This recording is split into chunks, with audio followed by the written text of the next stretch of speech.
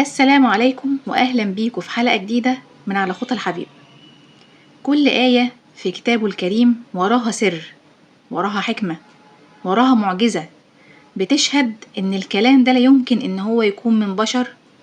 وفي كل مرة بنقرأ القرآن بنكتشف جانب جديد من عظمة الخالق اللي قال: سنريهم آياتنا في الآفاق وفي أنفسهم حتى يتبين لهم أنه الحق.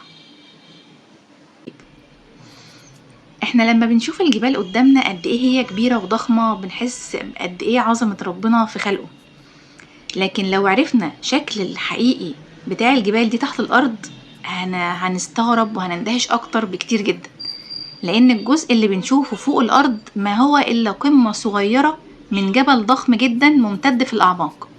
جذوره بتغوص في باطن الأرض عشان تثبت الكوكب اللي احنا عايشين عليه ده. سبحان الله، كلمة واحدة في القرآن لخصت حقيقة علمية معرفهاش العلماء إلا بعد آلاف السنين.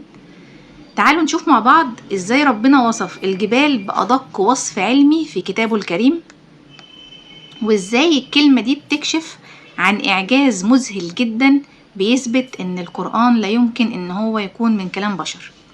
ربنا سبحانه وتعالى بيقول: ألم نجعل الأرض مهادا والجبال أوتادا. الآية دي بتتكلم عن إعجاز علمي دقيق جدا.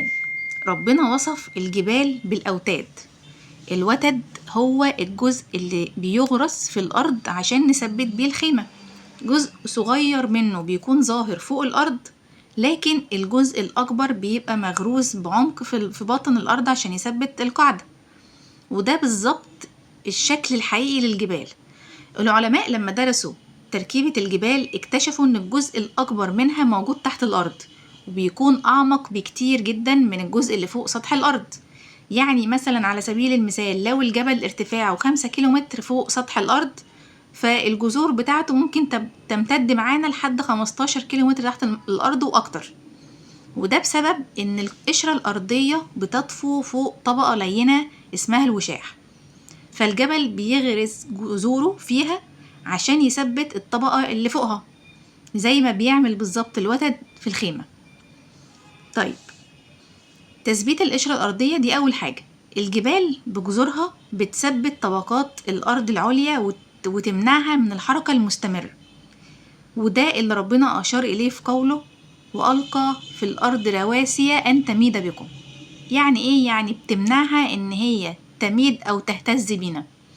تاني حاجة، بتبقى ليها دور مهم جدا في منع الاهتزازات والزلازل المستمرة. جذور الجبال بتوزع الضغط في القشرة الأرضية، فبتقلل حدوث الزلازل الكتير وبتحافظ على استقرار القارات.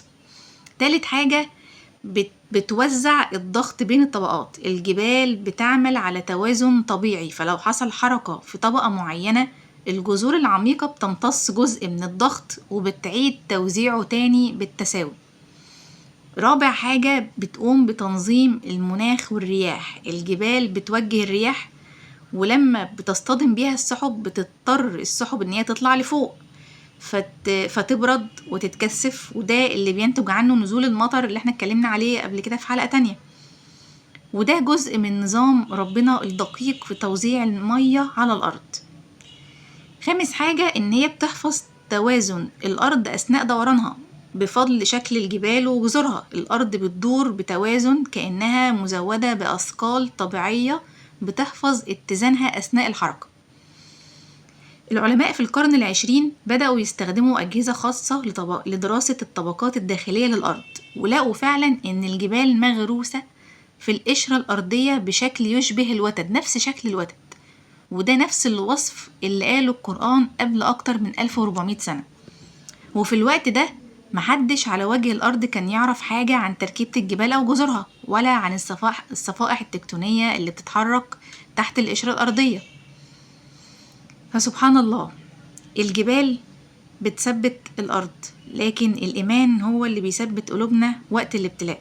كل ما نتأمل في خلق ربنا بنزداد يقينا إن كل شيء في الكون له حكمة وتقدير. فقولوا دايما: ربنا ما خلقت هذا باطلا سبحانك فقنا عذاب النار. وبكده خلصت حلقة النهاردة، واستنوني في حلقة جديدة وتأمل جديد ومعجزة جديدة مع على خطى الحبيب.